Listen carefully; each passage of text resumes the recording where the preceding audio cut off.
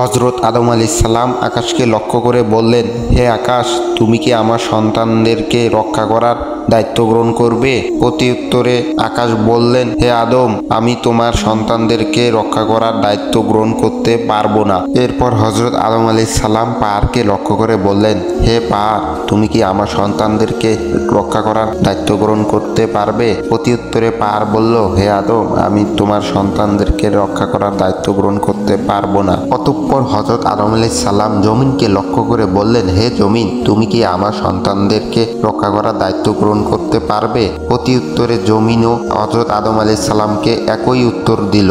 তখন হযরত আদম আলাইহিস সালাম হাবিলকে লক্ষ্য করে বললেন, হে হাবিল, তুমি কি আমার সন্তানদেরকে রক্ষা করার দায়িত্ব গ্রহণ করতে পারবে? প্রত্যুত্তরে হাবিল বলল, হে আমার পিতা, আল্লাহ যদি আমার প্রতি অনুগ্রহ করেন তাহলে অবশ্যই আমি এই দায়িত্ব গ্রহণ করতে রাজি আছি।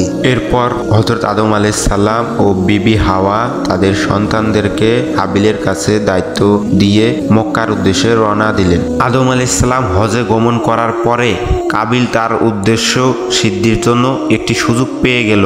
এতদিন তার পিতার শাস্তির ভয়ে তার উদ্দেশ্য সিদ্ধ করতে পারছিল না, কিন্তু পিতা তাদের থেকে দূরে চলে গেল, এখন আর কিসের ভয়? কোনো একদিন হাবিল তার বকরি ও মেষপাল চড়াতে মাঠে গেল।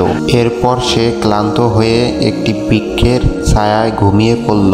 কাবিল যখন দেখল হাবিল এক নির্জন প্রান্তরে গাছের ছায়ায় একাই ঘুমিয়ে আছে, সে এটিকে বিশেষ সুযোগ মনে করতে লাগলো। সে ভাবলো হাবিলকে হত্যা করার এটি একটি বিশেষ সময়। সে একটি বিপদের সম্মুখীন হয়ে গেল।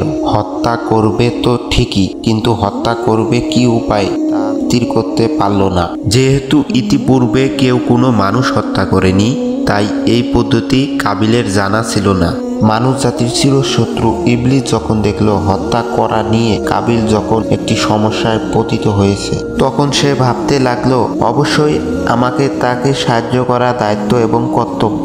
মূলত সে এরকমই সুযোগের অপেক্ষায় ছিল। তাই সে কাল বিলম্ব না করে একজন প্রতীকের আকৃতি নিয়ে কাবিলের সামনে আত্মপ্রকাশ করলো। অতঃপর তার শয়তানি শক্তির বলে একটি কৃত্রিম সাপ তৈরি করলো। সাপটি ধীরে ধীরে মানবরূপী ইবলিসের দিকে এগিয়ে আসতে লাগলো। ইবলিস জমি থেকে একটি পাথর উঠিয়ে সাপটির মাথা বরাবর ছুঁড়ে মারল। ফলে সাপটির মাথা ছিন্ন বিচ্ছিন্ন হয়ে গেল এবং সেখানে সাপটি প্রাণত্যাগ করল। হত্যা করার এই পদ্ধতি দেখে কাবিল অনেক খুশি হলো এবং সে স্থির করলো এই পদ্ধতি ব্যবহার করে তার ভাই হাবিলকে সে হত্যা করবে। হত্যা করার পদ্ধতি শিখে কাবিল ধীরে ধীরে তার ভাই হাবিলের দিকে এগিয়ে যেতে লাগলো।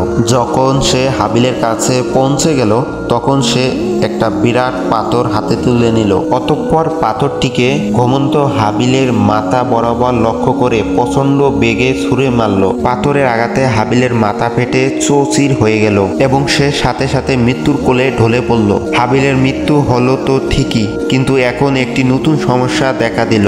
আর তা এই যে হাবিলের মৃত্যুদেহ কিভাবে গোপন করে সে নিজেকে আত্মরক্ষা করবে। তার মনে এই চিন্তা দেখা দিল, যদি হাবিলের লাশ এইভাবে এখানে পড়ে থাকে তাহলে তার মৃত্যুর কথা নিশ্চয়ই পিতার কর্ণগোচর হবে এবং আমি যে তার হত্যাকাণ্ড ঘটিয়ে সেটা অবশ্যই পিতা বুঝতে পারবে। সুতরাং হাবিলের মৃত্যুর খবর কিছুতেই পিতার কানে না পৌঁছে এবং তার লাশেরও যাতে তিনি সন্ধান না পান, এজন্য তার লাশ গোপন করা দরকার। কিন্তু কাবিল বুঝতে পারছিল না কিভাবে তার ভাই হাবিলের লাশ দাপন করবে, যেহেতু ইতিপূর্বে এই কাজ পৃথিবীর কোনো মানুষই করেনি। তাই কাবিল তার ভাই হাবিলের মৃত্যু দেহটি কাঁধে নিয়ে এদিক ওদিক ঘুরতে লাগলো আর সে ভাবতে লাগলো কিভাবে এই লাশটি গোপন করা যায়। কাবিল যখন তার ভাই হাবিলের মৃত্যুদেহ কাঁধে নিয়ে এভাবে ঘুরে বেড়াচ্ছিল, তখন আল্লাহ তাআলা ইচ্ছে করলে তাকে দুটি প্রাণী দিয়ে মানুষ দাপন করার শিক্ষা দান করবেন। এজন্য তার সামনে দুটি কাক পাঠিয়ে দিলেন। কাক দুটি কাবিলের সামনে আবির্ভূত হয়ে ভীষণ মারামারি শুরু করে দিল। তারা একে অপরকে ঠোঁট দিয়ে ঠোকরানো শুরু করে দিল। এরপর একটি কাক অপর কাকটিকে হত্যা করলো। এরপর জীবিত কাকটি তার ঠোঁট দিয়ে একটি গর্ত খনন করলো এবং মৃত কাকটিকে সেই গর্তে রেখে তার উপর মাটি চাপা দিল এবং সে উড়ে চলে গেল। কাকদের থেকে মানুষ দাপন করার পদ্ধতি শিক্ষা লাভ করার পরে কাবিল কামিল মনে মনে ভীষণ লজ্জিত হলো এবং সে নিজেকে এই বলে ধিক্কার দিতে লাগলো, হায়রে, আমি কাকের মতো বুদ্ধিমান নই।